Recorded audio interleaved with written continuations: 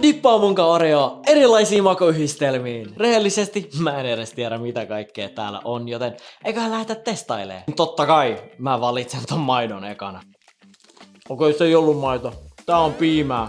Tää on mielenkiintoinen. Mikä tää on? Hei. On oikeesti hyvä. Lakritsikastike. Ehkä me kaikki tiedetään mikä tää on. Tässä oli ketsuppi. Ja sit täällä sisällä oli sinappi. Siirrytään tähän herkkuun. Twist. Lick. Ja dunk. Kyllä! Tää näyttäis olevan virvoketta. Tää sopii. Kattokaa tätä. Tää tulee olee hyvää. Tää jännittää.